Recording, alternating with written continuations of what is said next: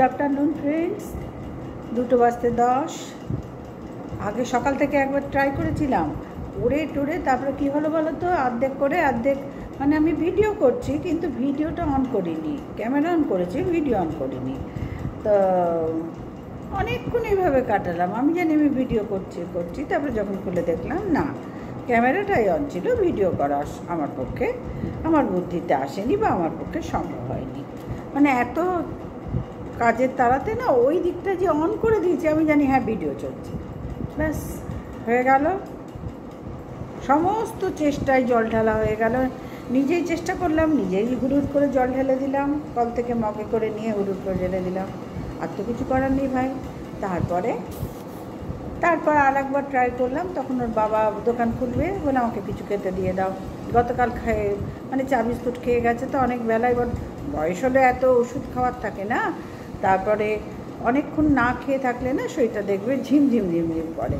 তো গতকাল সেইটা হয়েছিল, অনেকক্ষণ না খেয়ে। এখন দোকানে একটা বন পাউরুটি, একটা বাউলি, একটা বিস্কুট এরম খেলে হয়? একটা ভরপেটটা তো খাবার খেতে হবে, তো সেটা হয়নি, এরম টুকিটাকি খেয়ে গেছে। তারপরে এসছে যখন 2:30 নাগাদ বাড়ি এসেছে, তখন আর আমি দাঁড়াইনি, বলেছি একদম হাত মুখ ধুয়ে খেয়ে শুয়ে পড়ো, রেস্ট নাও, আর কোনো গল্প করতে যেও না, কারণ আমারও শোনার সময় নেই, আর তোমারও এখন বলতে হবে না, সোজা ভাত টাত খেয়ে সোজা ঘুম দাও।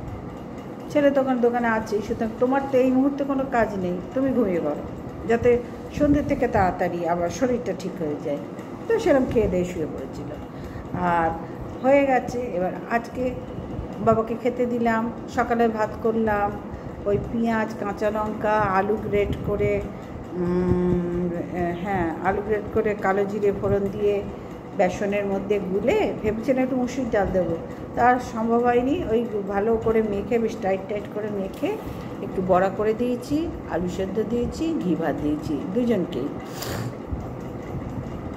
দুজনেই ওই খেয়ে দোকানে চলে গেছে। এবার ওর বাবা আসবে, আবার দুধ আনতে গেছে, আসবে, আসার টাইম হয়ে গেছে দোকানের জন্য। আর দুধের গাড়িটা কী বলো তো, সকালবেলায় আসে, ওই 6টার পর থেকে 7:30টার মধ্যে। এবার যারা এখানে দোকানদাররা নেয় তাদের ফিক্সড হয়ে গেছে, কিন্তু যতবার আমরা বলছি ততবার বলছে, মানে আমরা বলছি মানে কি, আমাদের মতো অনেকেই আছে, কথাটা বলাটা কীরকম যেন হয়ে গেল, শুনতে কেমন লাগবে। যাই হোক, অনেকে যারা নতুন আছে তাদের জন্য ওদের আর হচ্ছে না, বলছে না এ আর পেরে উঠছে না, এর অনেক চাপ পড়ে যাচ্ছে, হ্যান ত্যান, গাড়ি করে আসবে, ভাই চাপের কি আছে। তো যাই হোক, কোনো একটা কারণে, ওদের ব্যক্তিগত কারণে হয়তো দিচ্ছে না, বা কিছু একটা হবে, হচ্ছে না। তো ওর বাবা বললো ঠিক আছে, আমি আজকে দুপুরের দিকেই এখন গিয়ে আমি দুধটা নিয়ে ছেলেকে দিয়ে আমি বাড়ি চলে আসবো, তাহলে আর সমস্যা নেই। আর দিয়ে দিলে হয় কি, মানুষটাকে যেতে হয় না, দিয়ে তো বললো না ঠিক আছে। আর এখন দুধটা দিলে কি হয় বলো তো, আগামীকাল পর্যন্ত ডেটটা পাওয়া যায়, আর সকালের দুধটা হলে না মানে আগামীকালই শেষ হয়ে যাবে। আর এখনকার দুধটা হলে তোমার আজকে যেরকম ডেট থাকবে, আগামীকাল ডেট থাকবে, পরশু দিনে শেষ হবে, এরকম একটা সিস্টেমে দুধ চলে। আমরা রেড কাউ বিক্রি করি, রেড কাউয়ের দই, রেড কাউ, মেট্রো করতাম, আমুলও করতাম, কিন্তু দেখছি কাস্টমার নেই, সব যে আসছে সেই রেড কাউ। তো ছেলে বললো বাবা আর উল্টো পাল্টা কিছু এনো না, কারণ কেউ নিচ্ছে না, শুধু বাড়িতে উপর চুপুর করে মাকে করতে হচ্ছে। আমাদের খাওয়ারও দেখছো তো লোকের অভাব, সময়ের অভাব, আমাদের খাওয়া দাওয়া সত্যি ততই বছর ব্যাপার। তো বলছে নিও না, এখনও ফ্রিজের মধ্যে সব 1 কিলো দই পড়ে আছে, 1 কিলো 1.5 কিলো মতন দই পড়ে আছে, তারপরে দুধ পড়ে আছে প্রায় 2 কিলো, ফ্রিজ চালানো আছে যেহেতু অল টাইম। এবার আগামীকাল শনিবার আছে, আমি ভাবছি ওই দুধগুলো দিয়ে ছানা কাটানোর পাউডার এনে আগামীকাল পনিরের তরকারি করে নিলেই আমার চলে যাবে, যেরকম আছে ওরম থাক, দইটাও কাজে লেগে যাবে। শনিবার একটু কলা টলা নিয়ে নেবো, যাতে কাজে লাগে, ওই জন্য আজকাল হাত দিইনি। ফ্রিজ চলছে, পরিষ্কার করলাম, ফ্রিজ চলছে, চলুক। আবার প্রপেলো কোম্পানির, তোমাদের বলেছিলাম না, জলটা ঢক 24 ঘন্টা করেই যাচ্ছে। এই দেখো এখন কি সুন্দর তাড়াতাড়ি ভরে যাচ্ছে। তো 6 বছর হলো, ছেলেটা বললো, সৌমেন তো বললো 6 বছর। তো যাই হোক, বললো কাকিমা তোমার এটা 6 বছর হয়েছে, এবার তুমি যে যখন কেনা হয় তার সাথে যে ফিল্টারটা দেয় সেটা দিয়ে 6 বছর চললো। বলে ফিল্টারটা চেঞ্জ করে দিই, তাহলেই তোমার আবার 4 বছর 5 বছর চলে যাবে। তাহলে তাই দাও। আবার নিয়ে এসে গুছিয়ে দিল। এতক্ষণ ওর পেছনে ছিলাম। এবার ও গেল, ওই জায়গাগুলো জলে ভরেছিল, ও যতটা পেরেছে করে দিয়েছে। তারপরে আমি আবার ওকে বললাম, যাও তুমি ছেড়ে দাও, তোমার তো অফিসে যেতে হবে। বলে, হ্যাঁ কাকিমা, আমার তো ব্যারাকপুরে ওদের অফিস যাবে। তা আমি আবার ডান্ডা দিয়ে সব মুছে টুছে এই প্রেশারের ওষুধটা একটু খেলাম এই পৌনে 2টোর সময়। এবার একটা পান মুখে দেবো, আর তোমাদের সাথে একটু কথা বলতে বসলাম। তাহলে ভাবো আমি কি করে কি করব। তার মধ্যে ছেলেটাকেও খেতে দিয়ে দিয়েছি, ওরা দুজনে খেয়ে চলে গেছে। এবার সমস্ত সে রাত্রিরে পর্যন্ত রান্না গোছাই আমি, না হলে আর কোনো উপায় নেই। ঘরের কাজ করি, গতকাল ঘর মুছেছি, আজকাল ঘর মুছবো না। আর ওই ডান্ডাটা দিয়ে একবার চালিয়ে নেবো, কারণ ডান্ডাটা তো ভিজেই আছে। আর ছাদের সিঁড়িতে জামা কাপড় মেলা আছে। আমার ছেলে আনিকে ধুতি দেখো ওই ছাদের ওইখানে মেলে দেয়। বলে আমি তো আসবো সেই রাত্রিরে, আর আনি করবো আবার আগামীকাল চান করে। ওটা কাউরির ধরার দরকার নেই, আমি ওইখানেই মেলবো, ওখানেই থাকবে। তো থাক ভাই। ও সত্যি সিঁড়ির উপরে আর কী আমার হচ্ছে, কে আছে ভাই? কেউ তো নেই। আর সন্ধ্যের থেকেও তো আমি থাকি না, কেউ নেই। আমরা থাক। গামছাটাও ওরা মেলে, তো আমি গামছাগুলো একটু ওয়াশিংয়ে দিলাম, মেশিনটা চালিয়ে এসে একটু বসলাম। ভালো না, বন্ধুদের সাথে একটু গল্প করি। কারণ সবসময় তো ভাই আমি আর কিছু দেখাতে পারছি না, তোমরাই বলো না। পারছি কি? এই তো অতবার ট্রাই করেও পারলাম না। গতকাল তো ভিডিও করেছিলাম, করে কি হলো বলো তো? দুবার আপলোড করে যখন আপলোডে বসালাম, তারপরে দেখি কপিরাইট। দুর্নীতি করেছে, কপিরাইট। ও একবার ডিলিট করে দিয়েছি, আমি রাগের চোটে ডিলিট করে দিয়েছি, যে আমার দরকার নেই ওই রকম। এত কষ্ট করে বন্ধুদের সাথে একটু সঙ্গে থাকবো, একটু ভিডিও করব, সকলের মতন একটু এগোবো, এই তো চেষ্টা। এই চেষ্টার মধ্যে এত জল ঢাললে হয়? দুবার কপিরাইট। আর ছেলে বললো কি হয়েছে? আর ও দেখছে তো মা খুব ব্যস্ত, ফোনের দিকে আর গুঁজে পড়ে আছে। বলছে কী করছো তুমি তখন থেকে দোকানে এসেও?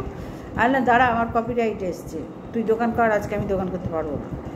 তো বলছে ঠিক আছে, তুই যাও, ঠিক দোকানের ভেতরের দিকে গিয়ে বসে এসব ঠিক করো। তারপর আবার ভেতরের দিকে গিয়ে বসে ঠিক করলাম। বলে মা এবার তো আমি বাড়ি যাবো, তোমার কপিরাইট ঠিক হয়েছে? আর হ্যাঁ বাবা, ও ডিলিট করে দিয়েছি, আপদকে বিদায় করে দিয়েছি, ব্যাস। বলে এবার আমাকে ছাড়ো, সেই সকালে এসেছি। তারপরে ওকে ছেড়ে দিলাম, ও চলে এলো, আমি আর ওর বাবা থাকলাম।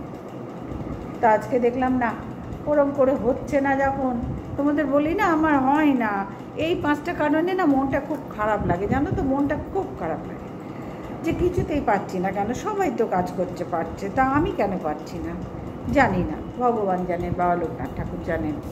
তো যাই হোক বন্ধুরা, আজকে এরকম কথা বলেই ছাড়লাম। যদি আবার ভিডিও করতে পারি তো দেবো। তবে হ্যাঁ, 2টো বাজে তো, আর আমি ভিডিও করার সময় পাবো না ভাই। এবার আমার ফোনটাকে চার্জে বসিয়ে বন্ধ করে রেখে দেবো, এইটা আপলোড করে। এবার চার্জে হয়ে গেলে কাল 2টোই দেবো। আর দেখো 2টো বাজে, এখনও দিতে পারিনি। যাই হোক, সবাই একটু আমার গল্প শুনো মধ্যে, কারণ যখন পারছি না তোমাদের তো পরিষ্কার বলেই দিচ্ছি যে এত চেষ্টা করেও সেই বিরক্ত ধরে যাচ্ছে, জানো তো? ভীষণ বিরক্ত ধরে। তা আজকে অনেকবার চেষ্টা করলাম, কালকে চেষ্টা করলাম, দেখলাম না ভিডিও মনে হয় আমার দ্বারা আর হবে না গো। ভগবানও চাইছে না যে তুই আর ভিডিও কর, ওয়াইটিতে থাক। ঠাকুরও মনে হয় চাইছেন না। নাহলে এত সমস্যা, এত বাধা কেন আসবে? তোমরাই বলো। চেষ্টা তো আমি আবার করছি, আপ্রাণ চেষ্টা করছি।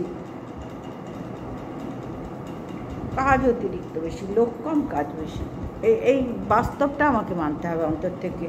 আর এই 2টো বাজে তো, চারিদিকে সবাইকে যখন দেখি বেশ স্নান টান সব হয়ে যাচ্ছে, একটু পরে সব জানলা দরজা বন্ধ করে শোবে, তখন মাত্র খারাপ লাগে যে আমিও তো সকালে উঠেছি, তাহলে আমি কি কোন গোবিন্দ চৈতন্য রচনা করলাম বলো তো? আমি কোন মহাভারত রচনা করলাম যে আমার হলো না, সবার হয়ে গেল? এই যে একটার পর একটা কারণ মুখের সামনে, চোখের সামনে করে না, একদম মাথাটা ঝিনঝিন করে যে আমি কি করছি। তো যাই হোক বন্ধুরা, এখন তো তোমাদের সাথে তবু একটু কথা বলছি। এর আগে রান্না করছিলাম, একটু দেরি ও হবে। ওই যে বললাম, কাজ বেশি, লোক কম। কাজ তো সবই আছে, লোক নেই। আর ইয়াং বয়সে দৌড়ে আরও একটু দৌড়ে করতাম। আর বয়স হচ্ছে, চলাই বলাই সব কিছুতে একটা শিথিলতা এসে যায়। আগে যেটা 5 মিনিটে পারতাম এখন সেটা 15 মিনিট সময় লাগছে। তাহলে প্রত্যেকটা মানে 24 ঘন্টায় এরকম একটা হিসেব করো, দেখো অটোমেটিক্যালি হিসেবটা বেরিয়ে যাবে যে বয়সকালীন সমস্যা এটা, আর কিচ্ছু নয়। আমি বুঝতে পেরে গেছি এটা বয়স হলে আস্তে আস্তে সবার শিথিলতা এসে যায়, যতই চাই কিছুতেই এগোতে পারি না। হাত পায়ের জোর তো সেই আগের মতন থাকে না। না, আমার 25 বছরে যাচ্ছিল, আমার কি এই বয়সে সেটা আছে? না, কখনো না, থাকার কথাও নয়।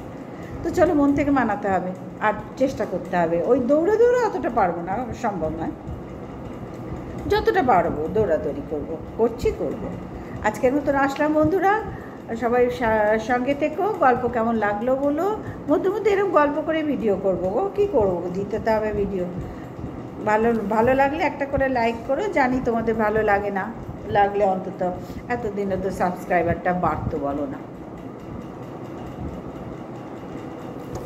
তো যাই হোক, যদি কোনো দিন বাড়ে সেই আশাতেই আমি রইলাম। সবাই তো আর এক রাতে গাছে ওঠে না, আস্তে আস্তে আস্তে আস্তে উঠি। কপালে যদি ওঠার থাকে উঠবো, আর যদি এই কী বলবো, গোড়ার থেকে একটু তো উঠে বসে আছি, ওইটুকুতেই যদি আমার পরিধি শেষ হয় তো হবে, কি করা যাবে, সবই বাবা লোকনাথ ঠাকুর জানেন। তো চলো, আজকে এই পর্যন্তই রাখলাম। সবাই ভালো থেকো, সুস্থ থেকো। আবার আগামীকাল চলে আসবো একটা ভিডিও নিয়ে। তবে ওই রকম কাজা খিচুড়ি হলে তো আর করতে পারবো না, দেখা যাক, যা হবে হবে। আর অত ভাবতে ভালো লাগে না। আসলাম।